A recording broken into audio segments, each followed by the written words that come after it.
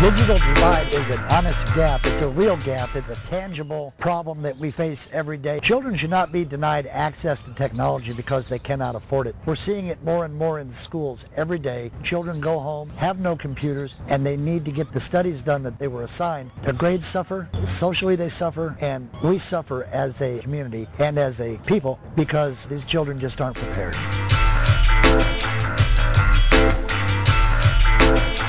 Software license can range anywhere from $100 to $50,000 for a whole district. Most of your licenses has to be per district, per school. You can't share those. Of course, we have a site license for our district for Office 2003, and we're going to 2017. With the Office products, we actually did district-wide type of licensing where everyone can use it above the 20 grand range. The Adobe products is what we use, Photoshop, InDesign, trying to avoid the divide or that barrier that is. But it's hard because it takes money to do that. And we do everything in our power to try to help them. I mean, what would be the purpose in what we do here and they can't translate it at home? I've been taught to use Microsoft Word and Office, and we use PowerPoint. I don't own them because they're really expensive and I can't afford them. Microsoft Excel, Word, and PowerPoint. They're expensive and they're not free. Well, I use Microsoft Office or Windows programs, but I don't like it because it has viruses and all that. Well, I use Adobe Photoshop. Sometimes I make projects in class and I would like to take them home and show them to my parents, and I can't because I can't open them in my home computer. It's too expensive. It costs like around $1,000, so yeah, not cheap. Whenever we put computers into the hands of kids who otherwise can't afford it, it really needs to be free and open source. Number one, so that they can afford to get additional updates without having to pay for them. Number two, so we can actually get the computer in their hands in a working order without having to pay for a license and then a new license when the next version comes up. And then also so they don't have to continue paying for maintenance, antivirus, malware detectors, that type of thing.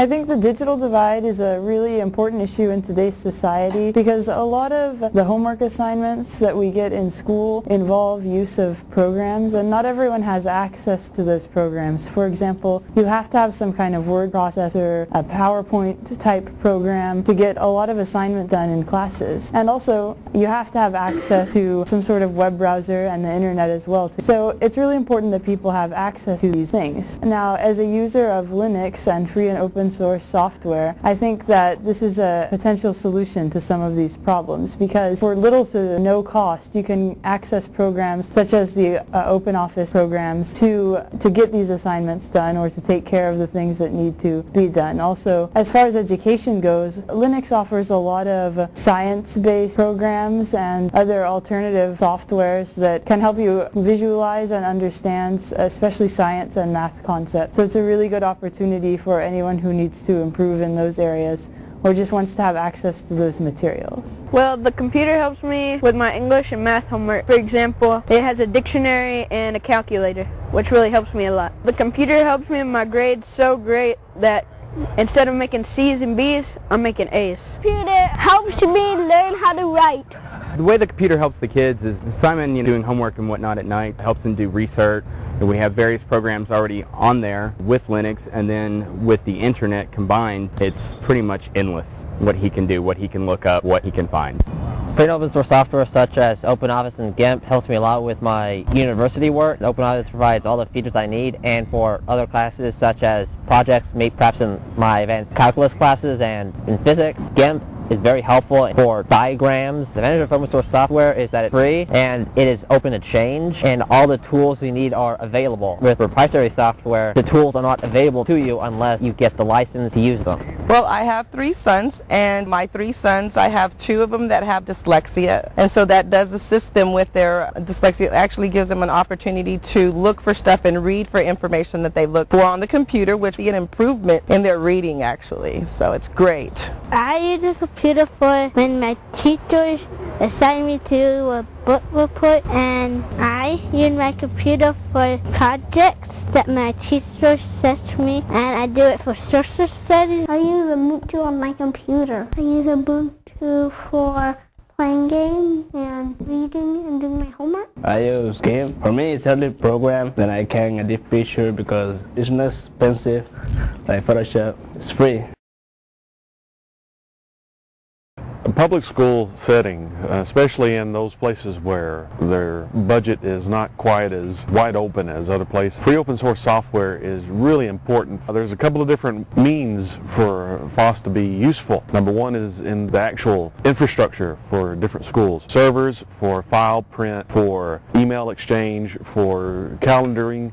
I mean, it's a free open source system. I can download it. I don't have to worry about being illegal at all. I mean, it's a legit operation. And once I saw the look and feel of it, I said, man, this is maybe really a better system anyway. The IT infrastructure takes safe bets a lot of times, and sometimes for a good reason. There's a lot of public eye or stockholder eye or whoever it is on them, so they tend to make safe decisions, but sometimes those aren't really the best long-term decisions. You know, once they're established in using Windows-based operating systems and therefore antivirus and encryptions and da-de-da-da-da, it tends to be self-propagating. That's a huge cost to schools that shouldn't be spending the money on it. Instead of offering antivirus software at a discount, why don't we suggest an operating system to them that is virus-proof for all intents and purposes? Why don't we say, here's another option, and maybe stop propagating this myth that you have to have these things. Corporate or school, I think it's the same thing. It's more sinful in schools because that's public money.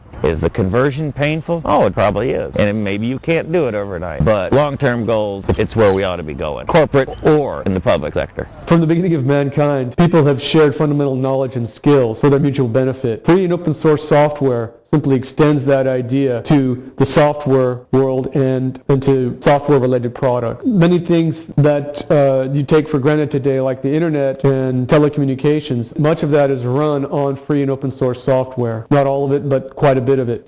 These tools allow people to freely use and develop software for the benefit of all. Schools and industry today benefit from the use of FOSS and are able to fulfill their educational goals and still have precious financial resources left over.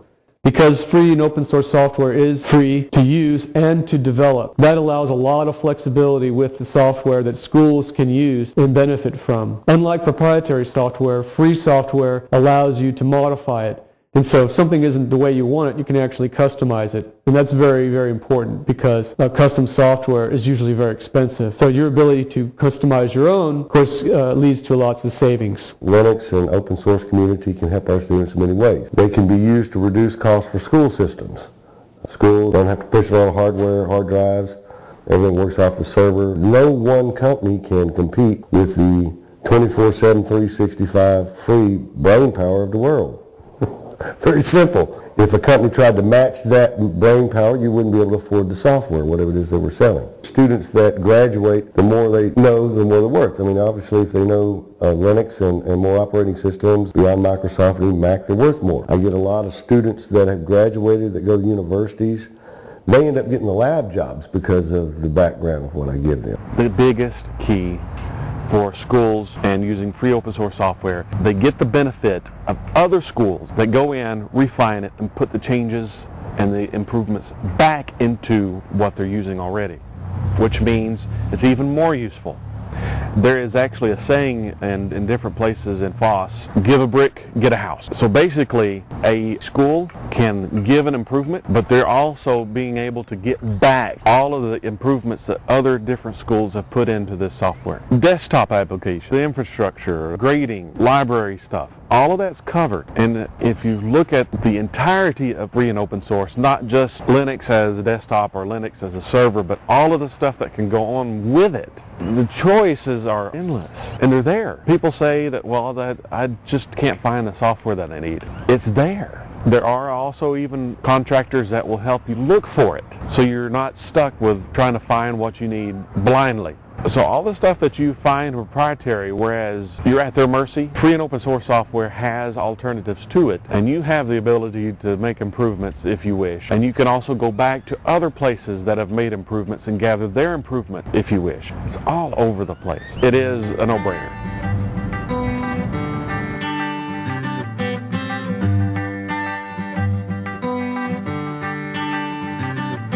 A child's access to technology should never be predicated on the ability to afford it.